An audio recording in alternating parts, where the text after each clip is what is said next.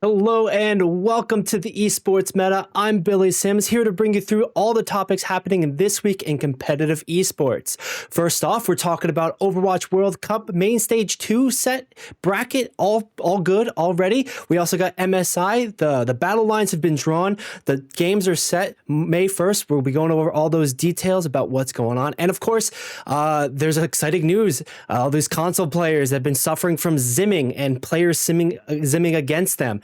There's been a dramatic update for that, and let's get to it. But I'm going to need some help to do that, and of course, I need the best to help me. So I brought along Nick Layton. Nick, how you doing today? Doing great, man. Feeling good. Weather's great. Games are good. Looking all green, no red. Right? It's not Christmas yet, but still getting presents. It's okay. Yeah, every day's Christmas. Every day's Christmas if you're winning, right? Well, if you're winning and losing, if you got your 50% average, you got Christmas every day. But here's hoping that you don't. Here's hoping you're sitting a little higher on that, a little bit more green than red. Yeah, more in the black. We love to see that. Well, we have a couple big stories to get through and some topics we're gonna run through today. But let's start with Overwatch. If you're cool with that, Nick, does that sound good? Let's do it. Let's do it, man. All right, great. We're going to start with Overwatch. We're going to start in the OWCS, talking about specifically the main stage 2 brackets and a recap from this past weekend. So let me bring us over to the browsing. There we are. All right. So Championship Series was round 2, happened this past weekend. We've got some of the results. It was pretty dominant, a lot of 3 Overwatch, but we had some exciting storylines occur this weekend. Let me just move that around. Okay, great. Toronto Defiant has stayed on top. They're the ones who they won the first stage. They won round 1 of Overwatch Championship Series, and they're maintaining their dominance. But to be honest, it seemed like it was a pretty weak group overall. But we did see an interesting storyline with Who is Goldfish coming over the Dill Ducks. Some of these names, Nick, right? You gotta love some of these esports names.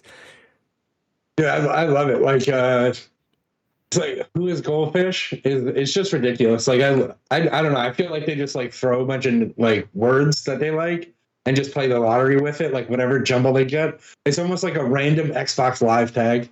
Right, right. I was about to say, it feels like gamer tags galore. And then when they get picked up by an organization and sponsored, that's when they adjust, right? Speaking of a team that got picked up by an organization, Luminosity has been picked up, by Luminosity. They were Maryville College. They're sitting really pretty in this storyline currently because they've, first off, they've 2-0'd the group. They've beat Citrus Nation, which has been a thorn in their side, and Timeless, who came in number 2 in the last tournament. They went up against Toronto Defiant, almost beat them, but then really didn't almost beat them. And now Luminosity Gaming is finding their stride, finding the momentum, and coming out on top in this Group B. I would say that Group B has been the most difficult because of the level of play, the level of competition in that. There's not a lot of unknown teams, unknown players. The 3 teams here, straightforward. They've got big names. They've been thorns in sides for years. They've got contenders players and Overwatch League pros, ex-pros.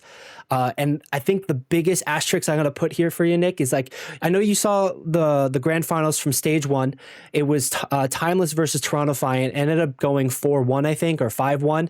And it felt pretty one-sided because of the momentum. Here we have the number 2 team, Timeless, now knocked out of Group B and Group 2 stages.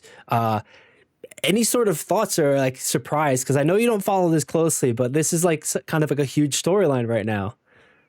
I mean, usually when something like this happens, right, there's like two things. Either they just like dropped the ball and weren't in the right mindset, couldn't really play that day, or they were just never that good in the first place, right? And I can't say that they were never that good in the first place, but yeah, those are the 2 options that you're left with, right? Like, which one was it? Were they like, was the mental just not there, or was their ability to play just like, was that just like a fluke when they played like well against Toronto Defiant?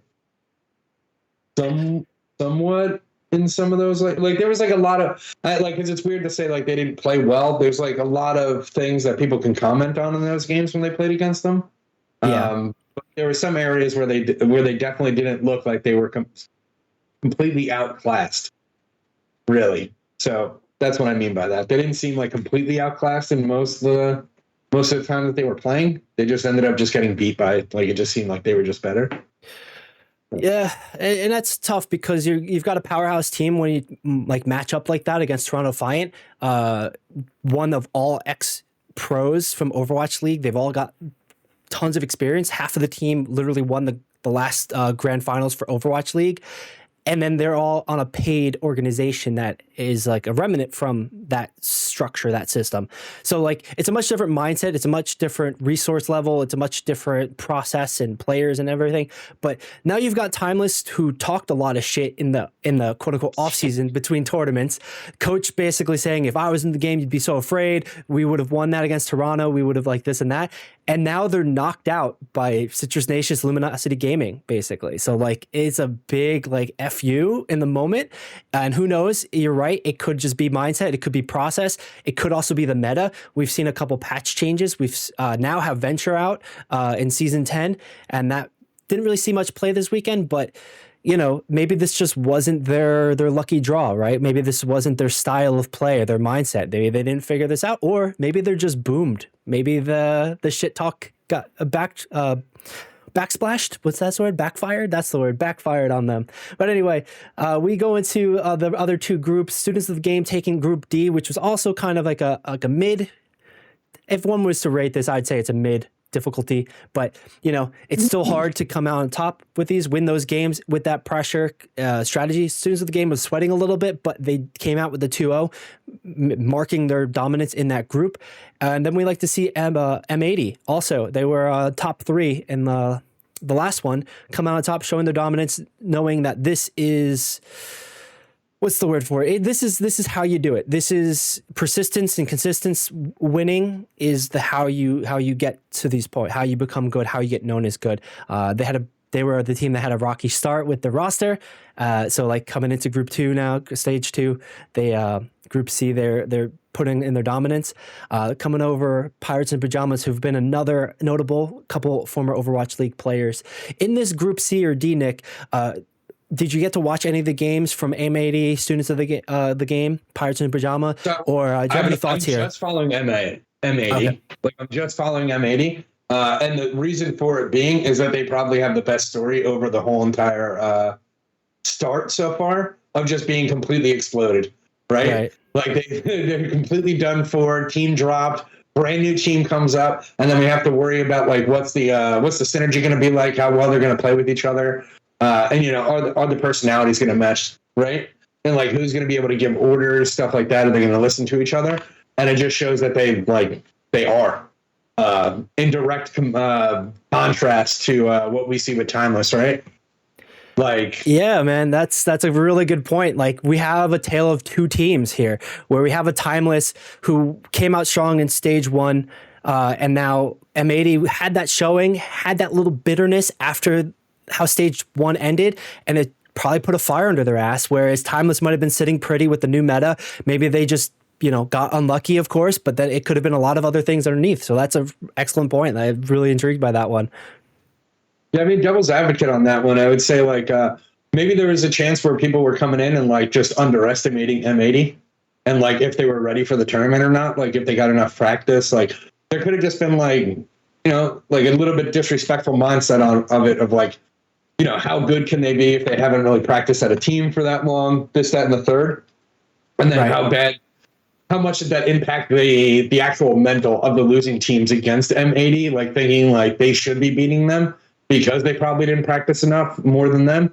And then they end up like losing to them and stuff like that. So like you know, M80 is like, I don't want to say like they're the underdog because they're like winning, right? But they're like, they're that slow horse in the beginning of the race, right? Like it's really like what it is. Like you just got to watch them and see like how far they're going to take it.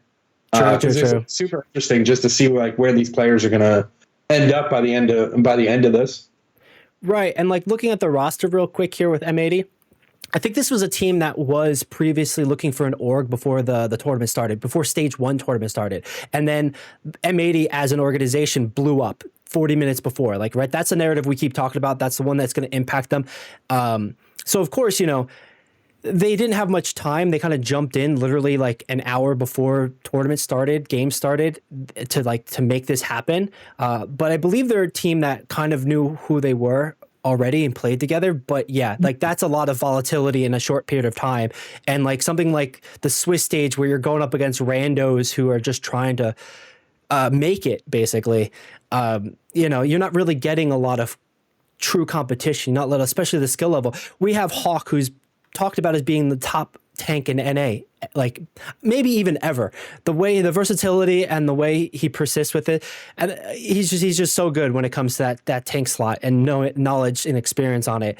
Pelican, Ultraviolet, Happy Liar, they're not also names not to balk at, because they're like, there's just strong DPS and healers who have the experience and then have the knowledge base, the wisdom, as well as the pedigree. And like, just to kind of say that too, to your point, like maybe they were just, you know, down, or like it coming together, and everyone was kind of, what did you say? Everyone was kind of like against them, not against them, but like, hey, thinking low on them because of the situation, like as the underdog. But I think they probably beat themselves up the worst. They probably gave themselves the hardest time coming into in third place. And I think that kind of showed at the end of the tournament, and a lot of the exit interviews they did with like content creators and whatnot. But this is a team that is the underdog, ironically. But if you look at this roster, they're not underdogs. These guys are like the best in the world, and they need to like step up to fight Toronto. But like, they've got the juice for sure. Yeah, well, there you go. I mean, like sometimes the veteran teams can like do it. And that's another thing with like meshing as for like veterans. Like veterans do have distinct ways of playing the game and distinct thoughts and processes on strategy inside the game. So it's, you know, it's pretty cool that, you know, they're all pretty much on the same page, like is what it seems like with their game. So, you know, let's see. Very excited to see where they're going to go in the tournament and everything like that. Yeah, me too. A lot more coming, and like, let's actually switch over into what to expect, because this group stage was really just deciding what the final bracket for the main stage, group 2. I really wish Overwatch would kind of consolidate the way they're naming each stage, each season almost, because it's like a 3-month, here's stage 1, here's stage 2, but then, you know, here's the main stage or main bracket or final bracket. Anyway, we're in the tournament portion of stage 2 here, and we've got our team settled, and we're going to run down exactly that and see what this future narrative for these professional teams and these not professional teams who have a really good shot at winning are coming up. First and foremost, the prize pool for this upcoming stage 2 tournament is 30 grand for first, and an invitation to the Dallas Major, which is DreamHack Dallas.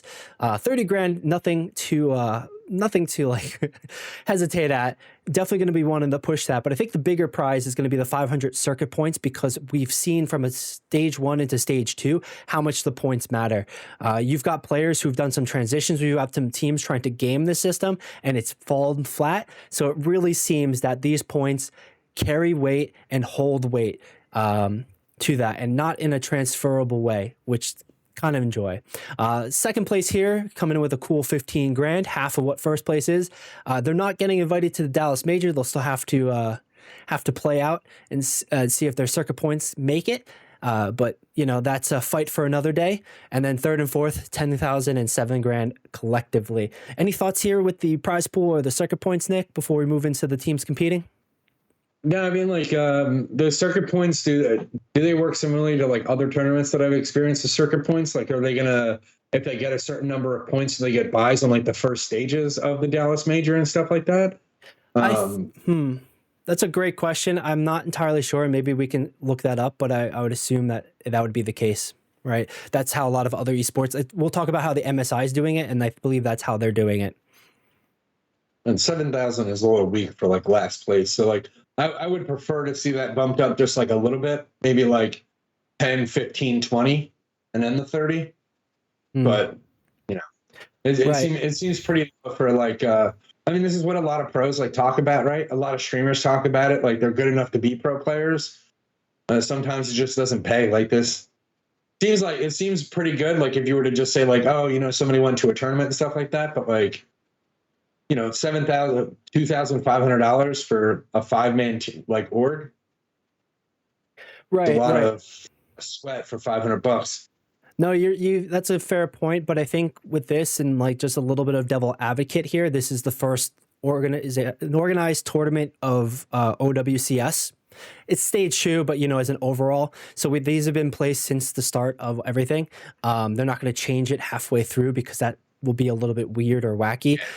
This is also Blizzard talking about, so they probably have the money, but they want to see the success of it. They might also be recouping marketing strategy or figuring out, putting their ducks in a row. I'm going to give them the benefit of the doubt here because they have been making some forward progress headway in that way. But of course, we don't forget about the other things literally the Overwatch experience was a squeeze blood from a stone kind of situation.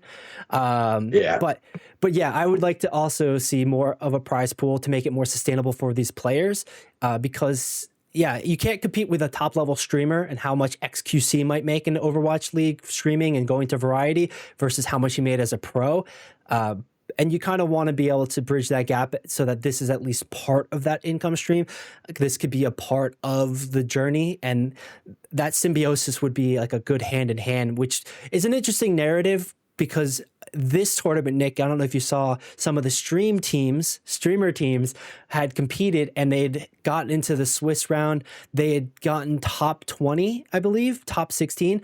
One team, Emong, J3, Custa, Apply, and I'm sorry, I'm forgetting who the fifth person is. But off the top of my head, they were a stream team that got so close. They came in ranked 21, I believe, in the final standings, but it literally came down to their last. Oh, it was CarQ. That's who it was. It was CarQ. I can't believe I forgot Mr. Info CarQ.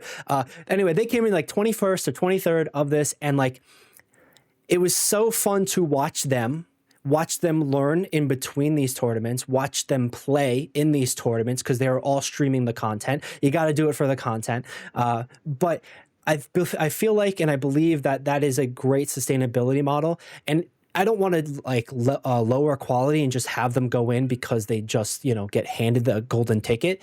But I'd like to see more teams like that, more of these Overwatch personalities, these players, professionals stream more and build that community so they can make bank and then compete in these things. But I think that also depends on the interest of the fans here and these storylines and these communities overall. Gotta get Ludwig and Moist Critical involved to get an Overwatch team instead of Apex. It'd be cool to see. It'd be really cool to see if OWCS can put a content tournament together, a content creator tournament together for that reason, for those purposes, and like have one captain with a bunch of like Overwatch pros, Overwatch former pros or contenders or tournament winners here like this. That'd be cool. It would. But just to kind of wrap this up, we've got 30 grand first place. It does go into 5th, 6th, 7th, and 8th. They do walk away with something. Top 4 get 7K or more. Bottom 4 get 4K or less. And like you expect that sort of spread, but yeah, you're right. I like to see a bigger prize pool overall. And maybe we will. Maybe we'll see after the future.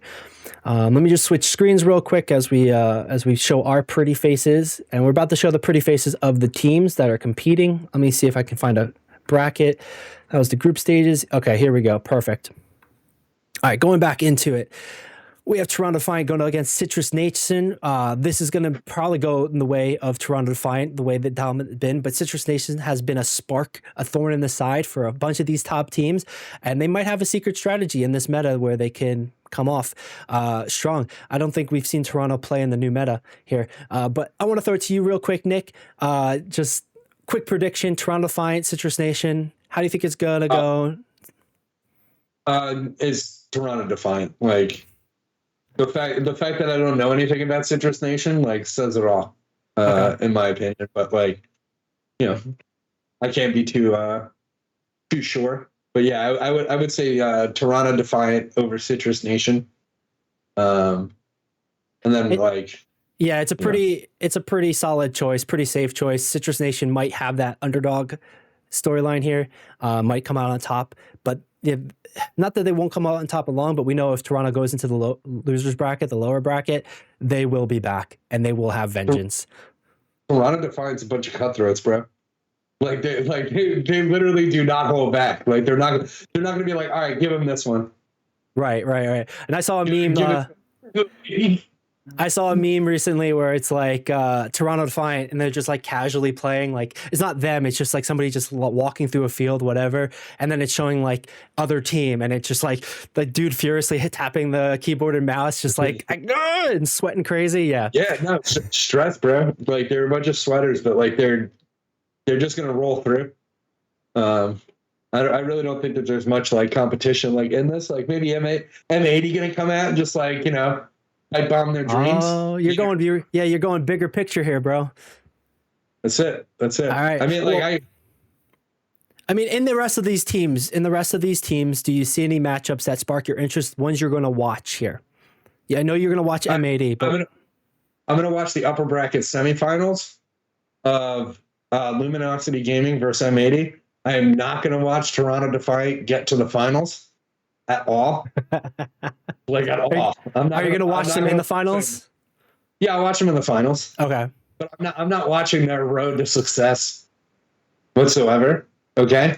Not watching that at all. I think that's fair because it would be really shocking for them to lose, but makes for a fun tournament if they do. I'll be sure to text you if they do. This way you can tune in and watch them in the lower bracket. Because you promised you wouldn't watch them get to the finals. But I'm going to hold you asterisks on that it's in the upper bracket. But if they go lower bracket, I'm going to make you watch. Probably not. Sure. But yeah, no, I like they're not going to sit in the lower bracket at all. Like, and if they do, I think they're just going to bounce right back and streak it basically. Yeah, exactly. If they want to take it easy, they're going to pull Chinese Olympic volleyball team. Okay, it's just like throw a match. Okay, just absolutely throw a match and then go to the lower brackets and then just go like take it easy. Put their feet up on the desk while they're playing. Like they might get like that level disrespectful. But no, like they're going to make it all the way through. I don't think that they're actually going to drop a game unless they want to.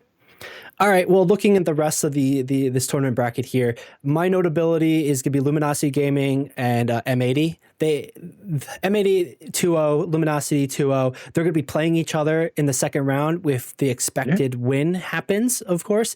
But, that is TBD. You have to play the game any given Sunday kind of mentality.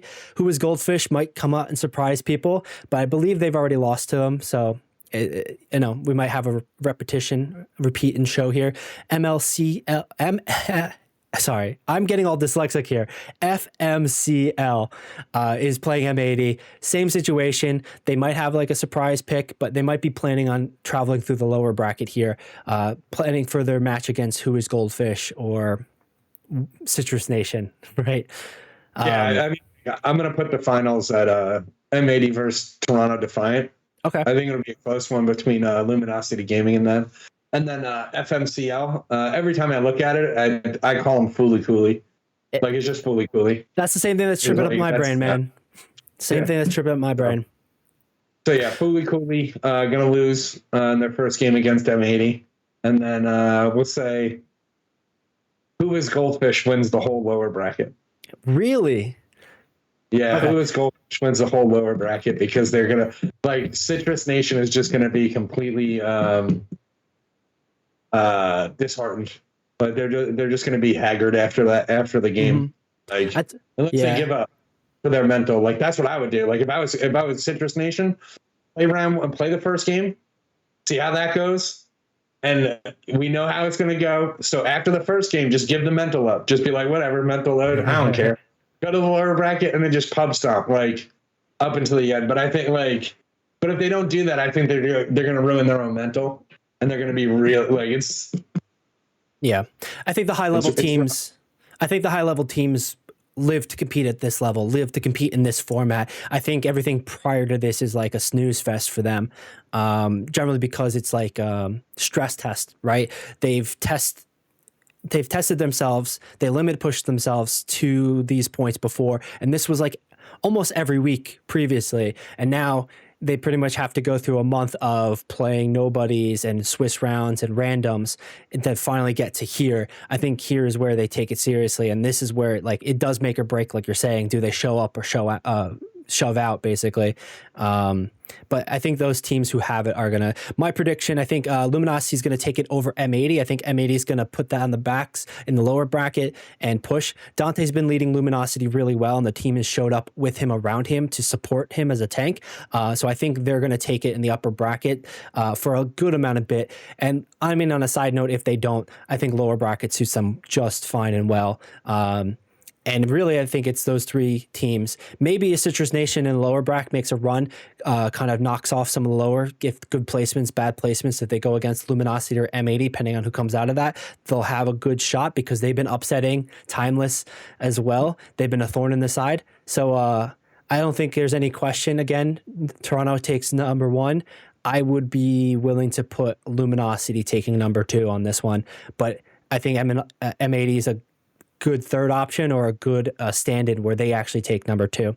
But yeah, that's our brackets. I think that's our predictions. I don't think we made any crazy predictions here. We're not saying like, you know. I'm a little crazy. Like mine's a little disrespectful on Luminosity, just in general. I do think Luminosity has like the King's Avatar.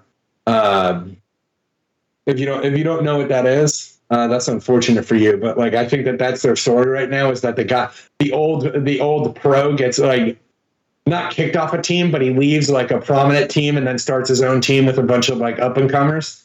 And that's kind of like Luminosity Gaming. It's called King's Avatar. Sick. Anime or manhwa or live action, whatever you want. But yeah, I'm only disrespectful because this school, like it's a school team.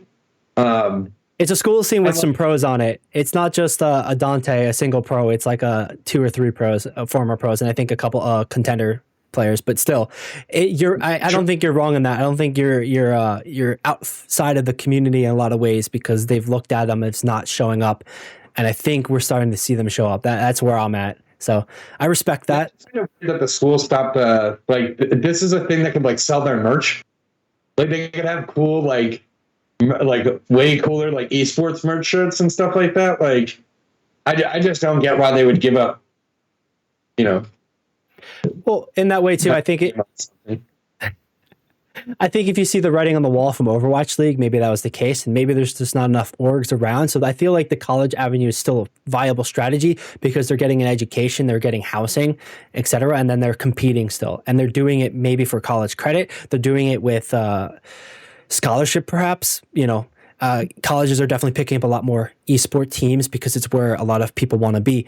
And it'd be really cool to see them get to an NCAA level, college football, basketball level. We just saw March Madness, the women's leagues killing it, bringing in so many viewership. And like now that we've started to see actual sponsorships and deals for players, individual likeness and whatnot, that's really cool. So this is like another avenue to tap into because otherwise you have like a Caitlin Clark who's making shit money by comparison to her male counterparts, but then also like less than her counterparts as far as brand deals go.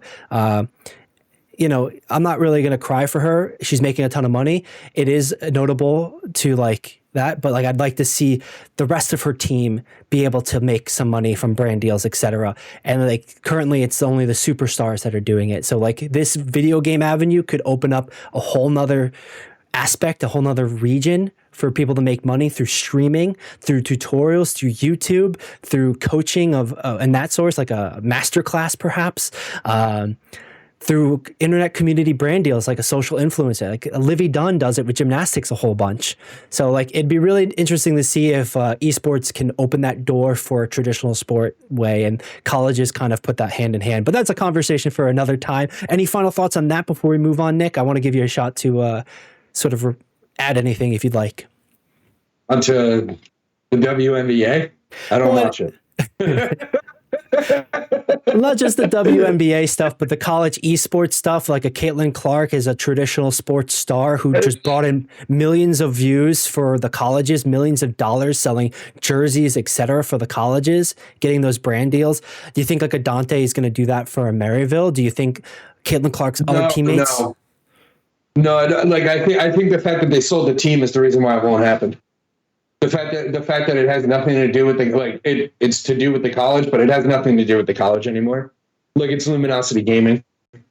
Like Perhaps, if you were to call them like a college team or something, but like no one's going to be like, when you think about it, like what school are you going to go to for like esports? Is like, I'm going to go to I'm going to go to Maryhill College. Like, it's just not going to be in the same sentence. So I think like that's where it's like not a hurt, but it's definitely not an enhancement. It's interesting you say that because I kind of see what you're meaning and you're talking about, but we also see, like, we live not too far from Rutgers here in New Jersey. And I know at one point they were looking for a brand deal in the stadium. I don't think that's unusual for colleges to get brand deals like that, organization deals. So it'd be interesting if Luminosity Gaming or Maryville College made that structured deal where they call it their Luminosity Gaming Center, right? And they associate with the team name, but it's for the college. So it's not like the Rutgers PepsiCo, it's the Rutgers Scarlet Knights, but it could be played at Pepsi Stadium. Anyway, it might be interesting to see that, and that kind of brings a good point, and that's where I like the little asterisks I would like to put on onto your point for it.